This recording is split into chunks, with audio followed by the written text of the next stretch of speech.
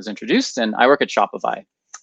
Today, I'm going to tell you a story of making commerce extensible with server-side WebAssembly. So specifically calling out here that we are working on a use case, productizing WebAssembly for the server-side usage. And we're using this to make commerce more extensible than it's ever been before. So first, a bit about me. I lived in Canada my whole life, in Waterloo specifically. Oops. So Waterloo being the birthplace of BlackBerry for those who are old enough to remember. And it's home to a really great engineering school, which is the University of Waterloo, from which I graduated in 2009. Since then, I've worked primarily at startups in the Waterloo region. But as of 2018, I've been an engineering manager working at Shopify. So what is Shopify? Shopify was founded in 2004. It started as a software platform to help entrepreneurs start a business and sell online. But since then, it has really evolved into a multi-channel software as a service commerce platform, and it powers over 1 million merchants globally today. It's Canada's largest company by market cap, and it's headquartered in Ottawa. And so if you bought something from an online store and it wasn't from Amazon, there's a really, really good chance it was actually bought from a Shopify merchant. But you may not know that since our merchants don't typically have the Shopify branding on their stores. And then we have Shopify Plus. So at Shopify, we support a broad spectrum of merchants, from independent business owners selling trinkets out of garages to global businesses doing hundreds of millions of dollars of revenue. And Plus specifically serves that latter category. So it's Shopify, but it's for high complexity or high revenue merchants. And so as an engineer working for the Plus organization, I get to work on the problems experienced by these largest of Shopify merchants. And as you might imagine, these problems range from volume-based scalability challenges to product complexity challenges. But today I'm going to talk to you about one particular challenge, which is the challenge of making commerce extensible. But real quickly, I'll tell you a bit about Shopify's tech stack. So the core of Shopify is a 15-year-old Ruby on Rails monolith. Shopify has grown up with Rails since the very beginning, and it has proven to be the right choice for our company in many ways. This image here is taken from a 2019 blog post on the Shopify engineering blog about modular monoliths. And so on the y-axis, we have modularity, and on the x-axis, we have number of deployment units. And assuming a system has enough modularity to avoid being a ball of mud, we have modular monolith versus microservice architecture. Shopify sits somewhere around here, trending upwards over time as teams refactor, reorganize, and figure out how 1,000 developers are going to continue working on this single Rails app. We do have other services internally to take care of certain jobs, but the core of Shopify is really this single Rails monolith. And with so much diversity across our merchants' businesses, with so many developers, so many teams working on Shopify on an architecture like this, it's really critical to be disciplined when building product. If we built everything that merchants needed all the time, both our product and our code base would become unsustainably complicated and really hard to build on. So we want to keep the out-of-the-box experience simple for merchants and prevent our code from drifting downwards into this ball of mud territory. So what do we do? So to accomplish that, we have this product principle with respect to our core. We build what most merchants need most of the time. This ensures the things we build apply broadly to our diverse merchants while keeping our product and code base simple. An outcome of this principle is that as the number of new merchants come on board Shopify, the number of things that apply to most of them most of the time, which is the intersection of useful things, actually gets smaller over time by definition.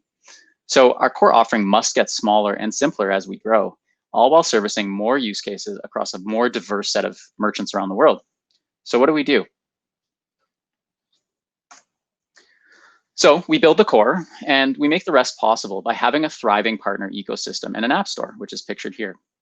Everything we do at Shopify must be designed with extensibility in mind so that these apps can build the long tail of features that our diverse merchants need. Through APIs and integration points, partners are able to build everything else that isn't what most merchants need most of the time. With apps, merchants can satisfy their unique needs, partners can innovate and make money, and Shopify's core can remain simple, which allows us to build on it as easily as possible. So imagine we have Shopify here in the center, running on its own infrastructure in the cloud. Usually these apps are hosted on their own clouds, provide their own UIs, and will use either GraphQL or REST APIs over HTTP to talk to Shopify. Our commerce objects, models like products, shipping, and customers, are accessed through Shopify APIs. So you might have an app here, The app has its own UI, and it's interacting with Shopify by making GraphQL API calls over HTTP. Or Shopify might send a message to the app through a REST webhook when some commerce event fires, like an order is being placed and the app was registered to listen for that event. And so these APIs and webhooks make Shopify extensible, and apps bring value to merchants by exploiting that extensibility. For many merchants, a few apps plus the core of Shopify is more than enough to run their business. But when you get to merchants at the Shopify Plus scale, their setup normally ends up looking something like this. So on one hand, this is great. It's the system working by design. Merchants can grow their business, and as they grow, they can bring on new apps to solve new needs. On the other hand, a growing number of dependencies on these third-party apps can have downsides for merchants. So they could have an inconsistent product experience. Since each app brings distinct user experience and design patterns, they could all look and feel a bit differently. There could be interaction effects between the apps, where merchants could get bugs in their stores caused by several different apps writing to the same objects, and those apps don't know about each other. And there can be scalability challenges, especially at the largest scale of merchants. Many apps infrastructures, they just can't stand up to the load that's generated by the largest merchants on Shopify, especially those merchants that do flash selling. And lastly, we have flexibility. So a good REST API is useful, but what if a merchant wants to customize the deep internal business logic of the system at a finer grain than what can be exposed through a REST API? So for flexibility, let's take discounts for an example. Here's an image of Shopify's built-in automatic discount creation UI. These out-of-the-box discount rules, buy one, get one, percentage off, and so on, can be really useful for merchants, most merchants most of the time. But let's say I'm a furniture retailer and I want to launch a promotion where a buyer can get the dresser and side tables for a discount if they buy the matching bed. Or perhaps a bundle discount if a buyer purchases all 4 matching kitchen appliances within the same brand. We could really never build a simple REST API that could capture the broad diversity of commerce around the world with these types of use cases. And we could certainly never build a UI for it. So our product and code would just get too complex if we attempted something like that. And since most merchants don't need that complexity most of the time, we don't want to overcomplicate our core discount models and UX to account for every possible promotion. We need another way to be more extensible. So we have these problems of app performance, consistency of user experience, and flexibility. We wondered how we might address these and thought maybe if we could bring these apps into Shopify, it could help. What if these Shopify apps could run their own business logic with their own code securely and synchronously right inside of Shopify on our infrastructure? Could this help with performance and scalability of those apps? Could it help present a more consistent user experience to our merchants and their buyers? Could it allow partners to solve more and more complex problems for merchants? If we poke these extensibility holes throughout our monolith and allow for synchronous customization of Shopify's commerce processes with app code, we thought, yeah, we think we could solve all these things. So let's build a development platform for synchronous extensibility of software as a service commerce. Someone might have said that in 2019, but anyways, these are the ideas that started our project that I'm going to walk you through. So if we want to take untrusted third-party code and run it synchronously on our most mission-critical systems, it would need to be predictably fast. And so code running during critical workflows like a checkout must execute quickly and predictably. Otherwise, merchants might lose sales with buyers abandoning their checkout process.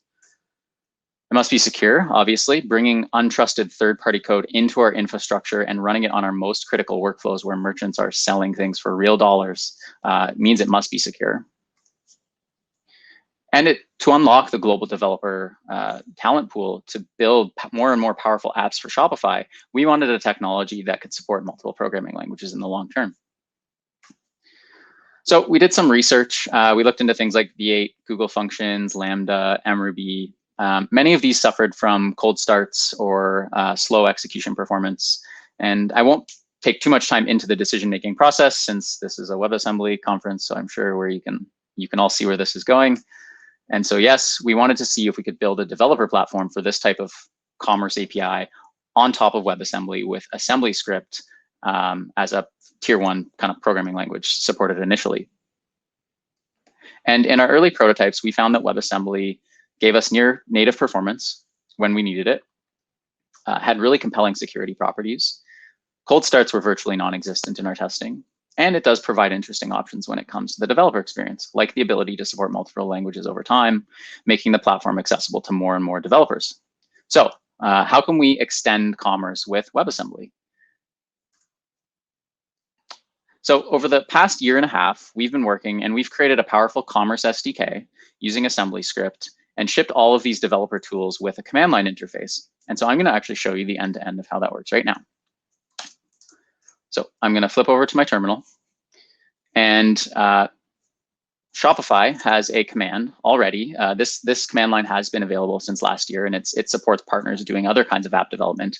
But we've introduced a new command to this Shopify tool called create script. And script is our product branding around this particular AssemblyScript platform. You'll see that name used a few times throughout the demo and beyond. So that's really what it is. So the first thing I want to do is I want to start a new project by running this command. I have to give it a name. And then it prompts me to select the API that I wish to use. So right now we have 4 of them. This is the actual commerce API that I want to program against to do different sorts of business logic. So discounts, we have a couple others. For this first step, I'm going to show discounts, and I'll come back to a second one later. The idea is here we plan over time to have many of these so that all sorts of different commerce domains could be programmed in this way. So let's try discounts. And the first thing we're going to do here is it's going to scaffold me an AssemblyScript project with the APIs and the dependencies that I need to program a discount. When that's done, I'm going to open up my VS Code editor and give you a quick overview of what we can see.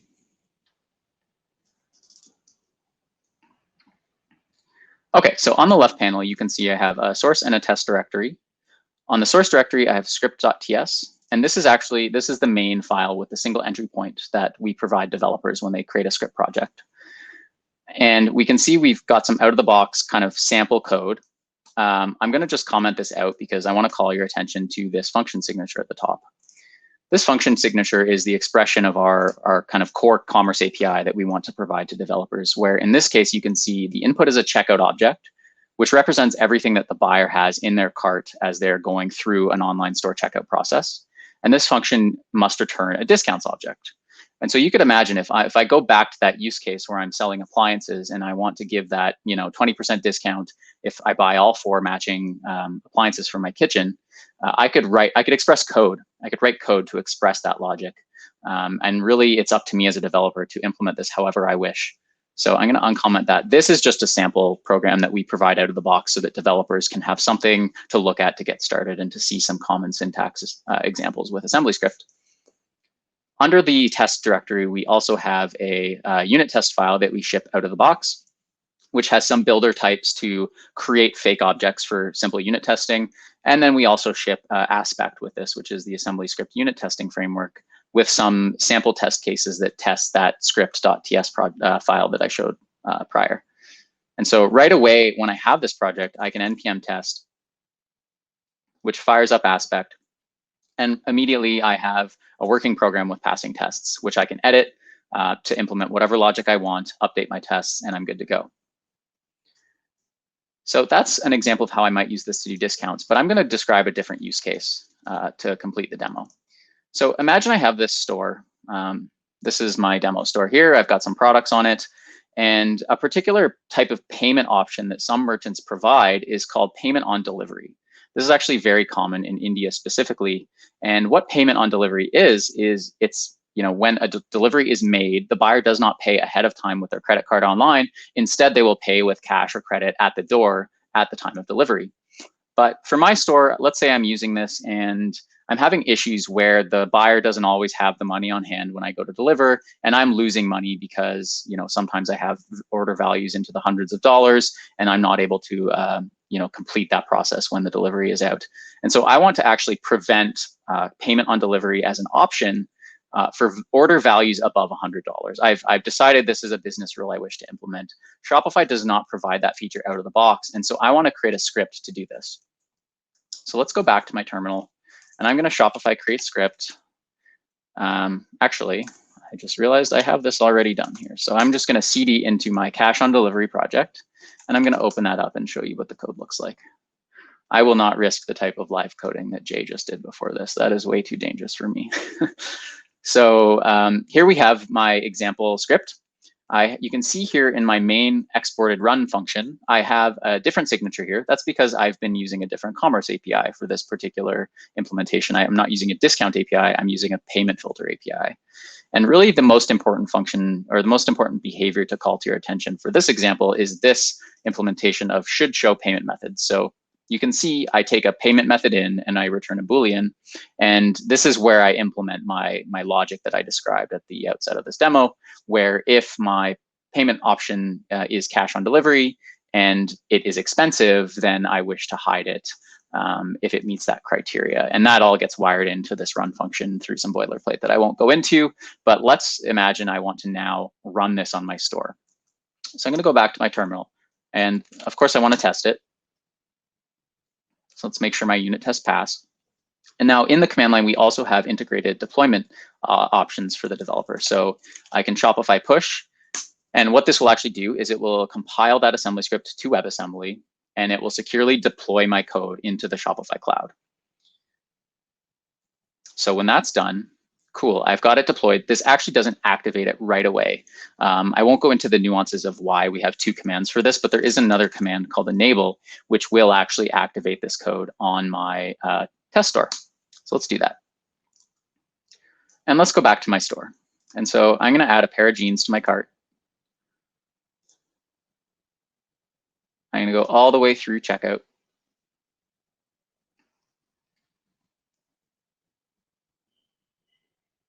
And I'm going to go right to the payment step, which is the final step of the checkout. And so what you'll see is, there we go. I have a payment option for cash on delivery. Of course, because my code only, I implemented a $100 threshold, and I've only got $50 in my cart. So let's just go back to the cart and rather the store, and let's add something like a jacket. So I'll add this jacket and I will continue through.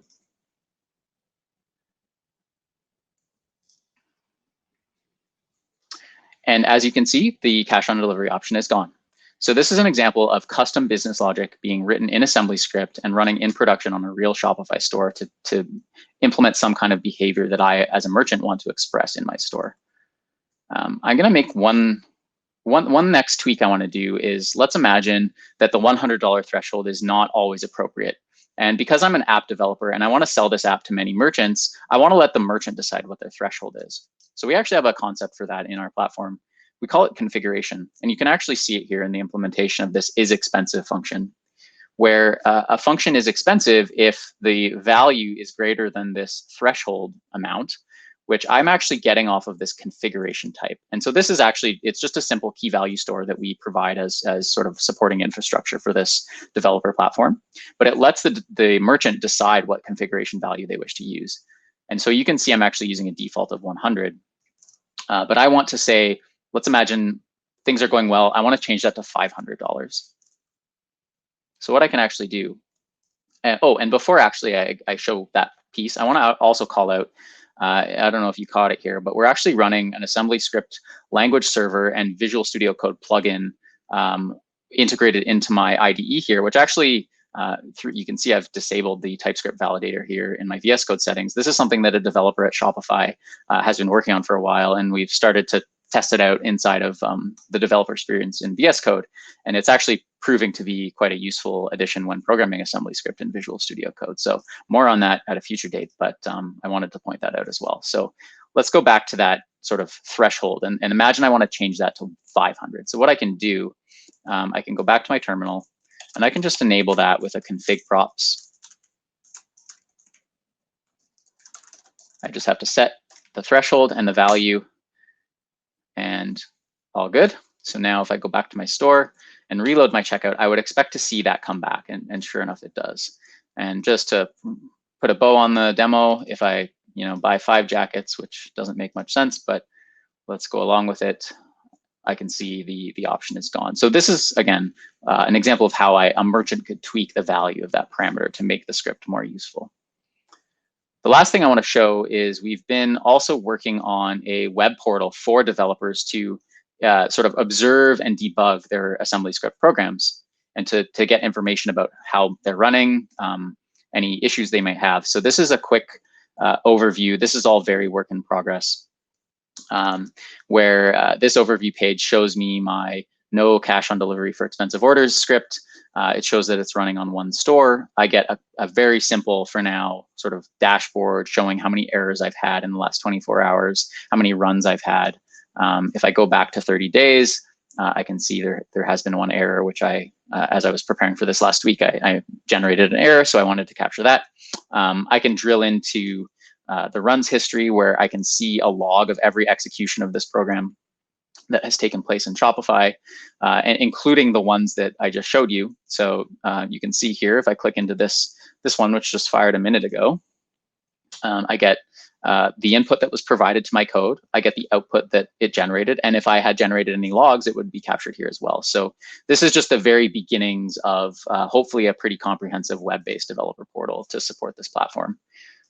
And I'll show you what that error looks like as well. So if I filter to errors,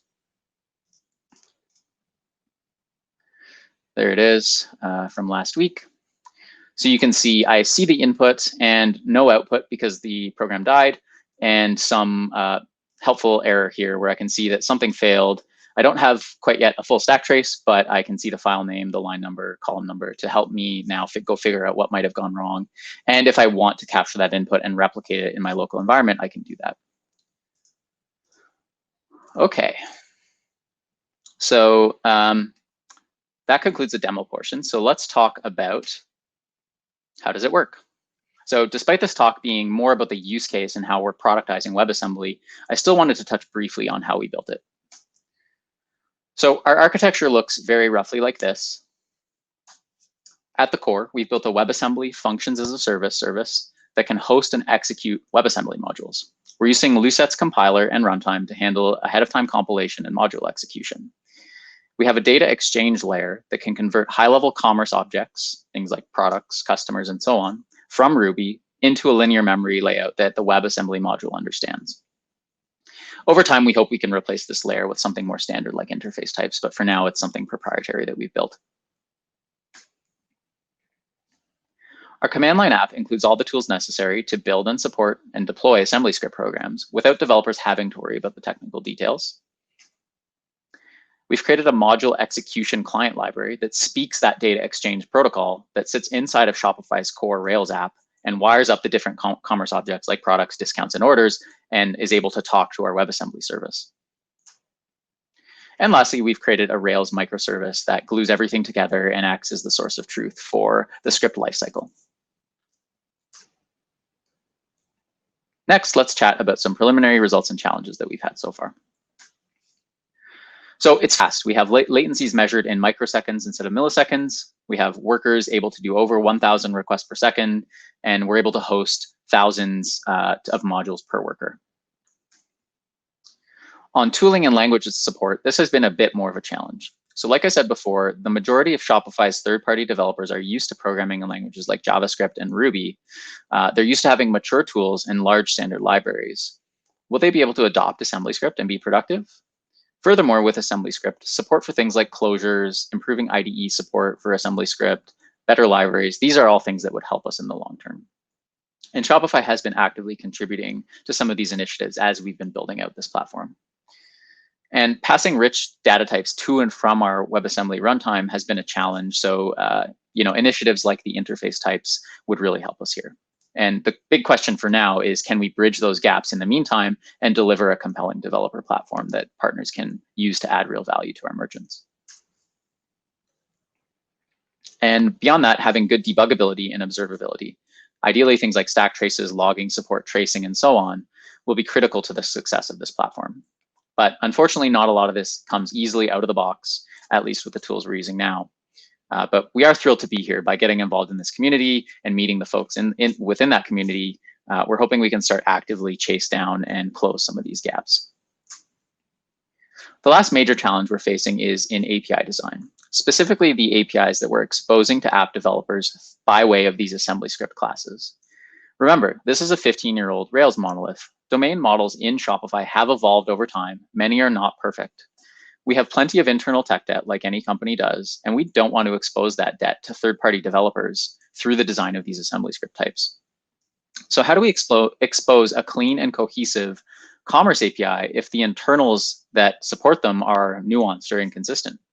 For instance, how do we ensure we don't have 3 different representations of a customer object, let's say, or that we don't have wildly different conventions across different AssemblyScript APIs built by different teams around Shopify? Remember, there are 1,000 developers or more here. And how do we allow these integration points to exist all across our commerce platform in a way that doesn't prevent future teams from changing Shopify's core because we have third-party code running everywhere and expecting certain APIs to not break? For now, our team is acting as the stewards of this stuff, but we need to find ways to scale it over time. So just to wrap up, here's a few things what we're doing next. We're exploring WASM to allow the developers to move beyond pure functions. So things like looking at things like observability, being able to do logging or metrics, things like permitting access to randomness or system time. And some really interesting options open up when you think about giving these programs access to a data store or a network socket. We want to make our developer tools really great. This solution in the hands of our developers should feel like any tier 1 development platform, so we can attract and retain the best developers in the world to build apps for our merchants. Things like debuggers, testing tools, deployment pipelines, useful libraries, and so on. And today, we just have a few commerce APIs available, those 4 that you saw in my demo. But in the future, we want to have hundreds or tens or hundreds of these things. And in doing so, provide a comprehensive and complete model of commerce exposed through an AssemblyScript API that developers can consume. And if you put all these things together, access to WASM interfaces, mature developer tools, and a robust enough API representing a comprehensive model of commerce, these third-party developers can move beyond building simple functions like you saw in the demo, towards building full-scale applications that will run entirely on our infrastructure. Those applications will be fast, scalable, and secure by default. This is going to unlock huge value for our merchants, and it's all thanks to the innovations that have come out of WebAssembly and AssemblyScript. So that concludes my talk. Real quick hiring plug. Shopify is always hiring, and we're now fully remote. But really important for our team specifically today is that we're looking hard for a technical engineering manager to help us build the core WebAssembly platform that you saw demonstrated today. So if that's you or someone you know, please connect with me directly. I've included some links there that you can use to contact me. And if you do have any questions about the material of the talk, again, don't hesitate to reach out. And thank you very much for listening to my talk.